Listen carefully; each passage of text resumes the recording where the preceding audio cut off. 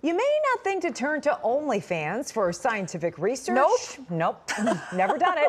But one local professor is getting creative to fund his long-running study on yellow-bellied marmots. One of his students started an account after the Trump administration canceled billions in research grants. Well, now OnlyMarms is giving Jimothy the raccoon a run for his money.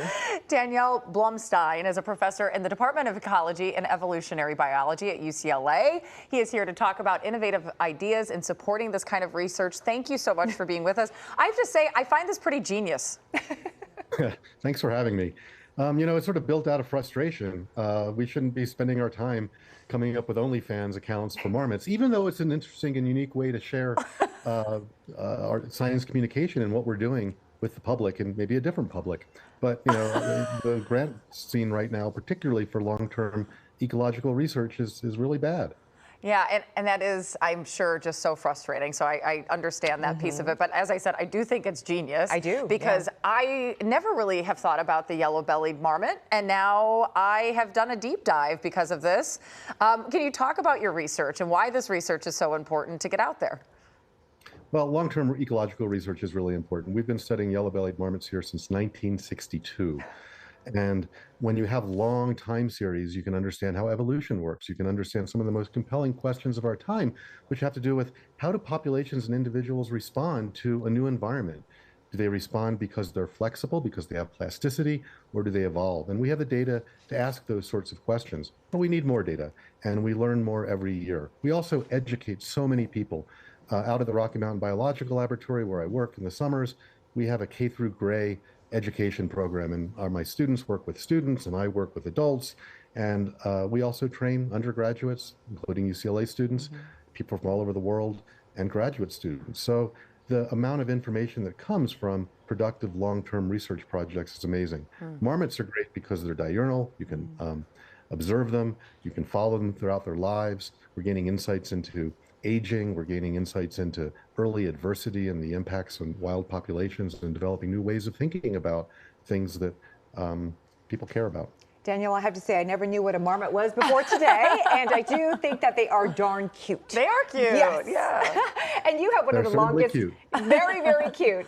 Daniel, you have one of the longest running studies, and of course you've seen funding cuts. How has this loss of money impacted your research projects?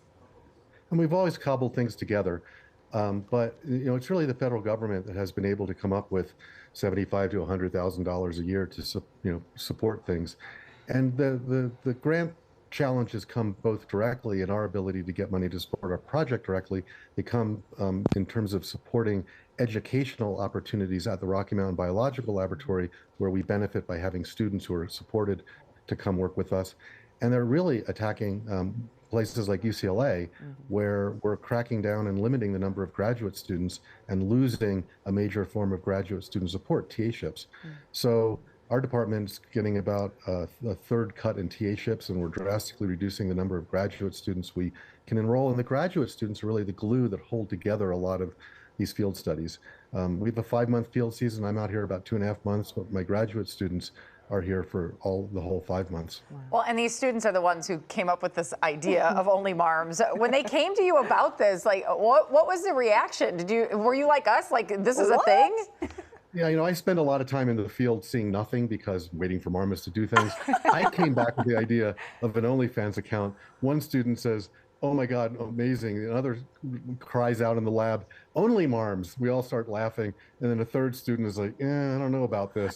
Anyway, so Emily, my student, sort of set it up and said, "Okay, now put in your social security number and bank details." And I'm like, So I did eventually. They turned me down initially because I don't look like a marmot. They age verify everybody, and the marmot photo we had didn't match my license. Plus, everyone we study is a juvenile. In the sense that no marmots live to be over 16 years old at our study site. So eventually we got it approved, and we're having fun with it. And I think sharing with a new audience marmots and the fun stuff. Okay, so we have to ask you, Daniel, how's it going? Are you raising a lot of money? So we've raised about $3,000 through the OnlyFans account, which is great.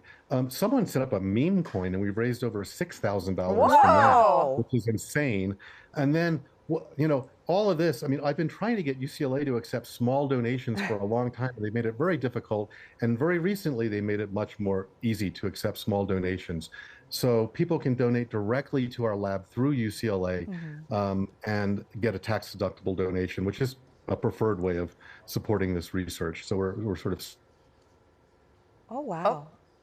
He froze Okay, up on well, us. yeah, we're having a little technical problem, but I have to say thank you so much for joining us. If you can still hear us, this is fascinating. I do want to let people know it is Fat Marmot Week this week, so there's a new reason to go if you hadn't checked that out before. We're celebrating marmots of all shapes and sizes, apparently. Very inclusive. Very cool. Okay.